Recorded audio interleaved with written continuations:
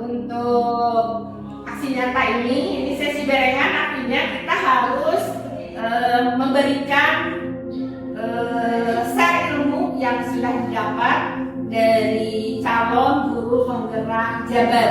Jadi mau tidak mau kami harus mengikuti alur itu, meskipun mau pensiun gitu ya, kita harus memberikan salah satu materi yang ada di modul calon guru penggerak baru PND. Jadi adanya di modul 2. Jadi diantaranya modulnya itu adalah menggerakkan komunitas dalam sekolah.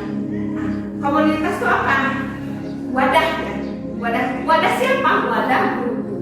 Wadah guru untuk apa? Untuk supaya kendala-kendala dalam pembelajaran itu bisa didiskusikan di komunitas yang sudah ada atau yang belum ada. Jadi yang belum ada harus membentuk gitu ya, itu RTR. Nah, apa sih pengertian dari komunitas belajar?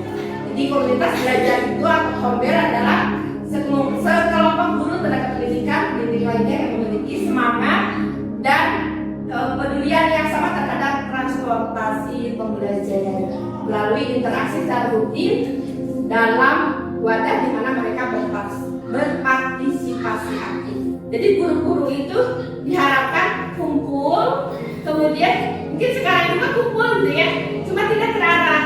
Jadi bagaimana supaya terarah? Makanya lebih diarahkan untuk supaya di lembaga kita kalau mau maju harus ada komunitas belajarnya. Drik. Di sini ada tujuan komunitas belajar. Jadi tujuan komunitas belajar itu apa? Satu, mengedukasi anggota komunitasnya. Komunitas siapa? Guru-guru, gitu ya. Kemudian adanya kolaborasi antara anggota komunitas. Jadi antara guru satu dengan guru dan lainnya itu terjadi kolaborasi, tukar pikiran, ya. Kemudian membina anggota kelompok belajar secara berkelanjutan. Jadi biasanya kita kalau ada program itu sangat-sangat ya, itu lupa aja. Jadi berkelanjutan berarti harus terus berlanjut ya. Kemudian mengintegrasikan pembelajaran. Jadi di integrasi pembelajaran, kalau ada kesulitan dalam pembelajaran kita pecahkan secara bersama-sama. Ya. Sebenarnya kita itu secara tidak langsung sudah ada komunikasi mengenai pembelajaran seperti ini, cuma tidak terstruktur. Nah, untuk kedepannya mudah-mudahan di lembaga kita ini supaya sekolah ini makin maju, ada komunitas belajar dan jadwalnya tertentu. Ya. Kemudian dilanjut.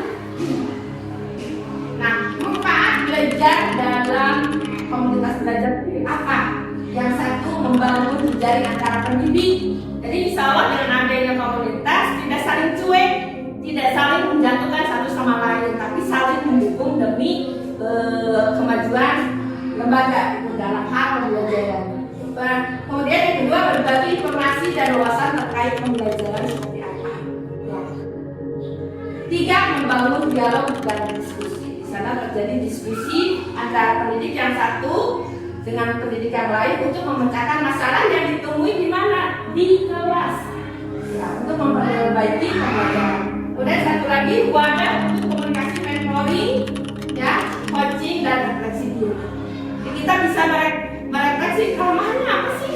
Tadi kita ngajar, jadi tidak ngajar tapi ada refleksi dan ada umpan balik sehingga pembelajaran yang berikutnya itu lebih apa ya, kualitasnya lebih baik. Dan yang terakhir, mengembangkan aksi nyata baik. Jadi satu sama lain saling mendukung.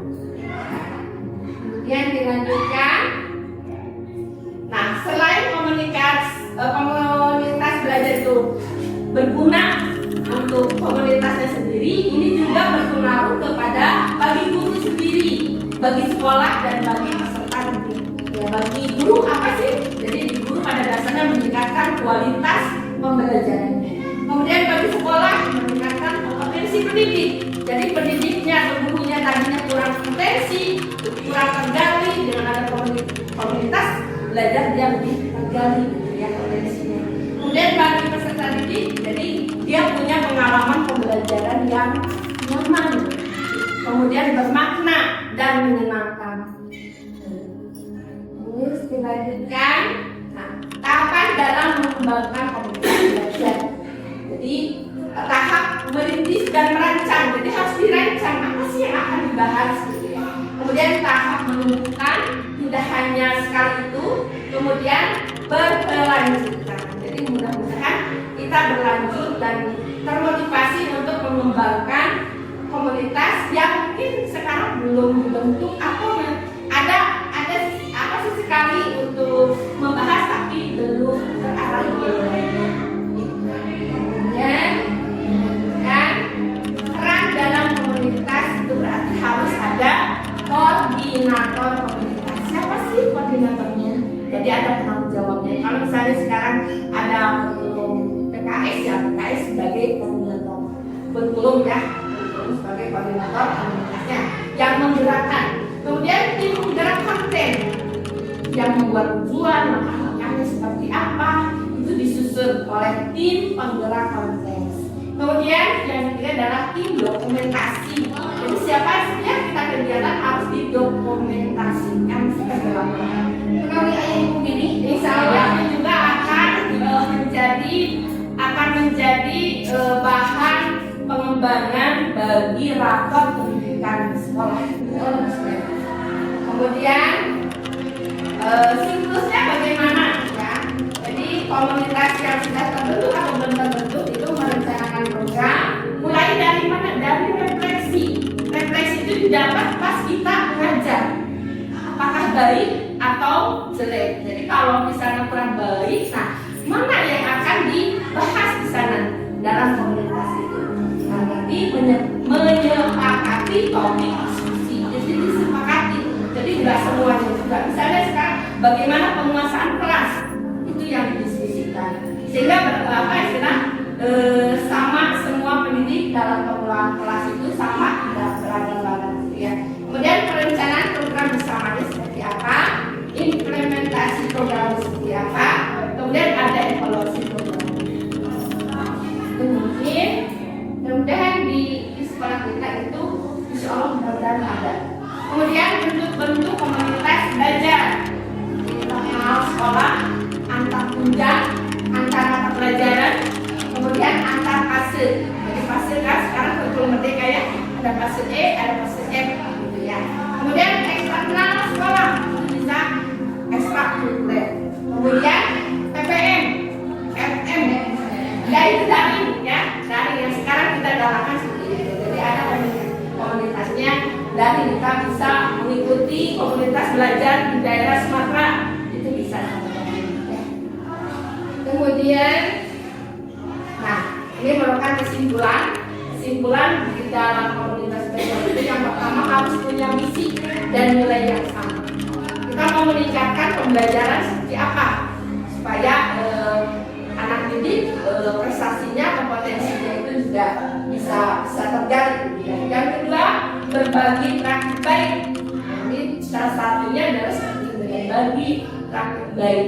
Kemudian yang ketiga adalah kepemimpinan yang saling mendukung, jadi tidak menjatuhkan. Misalnya grup ini ada 3, itu saling mendukung. Bagaimana mengembangkan pembelajaran di kelas A, B, C, itu sama konsepnya. Kemudian yang keempat adalah kolaborasi satu sama lain. Nah ini seolah-olah seperti ini ada dokumentasinya. Sebenarnya kita sudah melakukan gitu, cuma tidak terkonsep. Nah nanti mudah-mudahan bisa terkonsep ya. Ada jadi kelemahan-kelemahan, kelebihan-kelebihan di dalam pembelajaran itu didiskusikan. Yang baik mungkin lebih baik, yang kurang baik menjadi baik ya. Jadi kita juga punya solusi.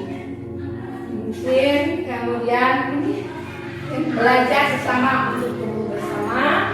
Terima kasih atas perhatiannya. Mudah-mudahan di lembaga ini terbentuk komunitas belajar secara internal sekolah ya, baik masing-masing NPMP atau pelajaran atau di lintas mata pelajaran ya. Terima kasih. Assalamualaikum warahmatullahi wabarakatuh. Waalaikumsalam.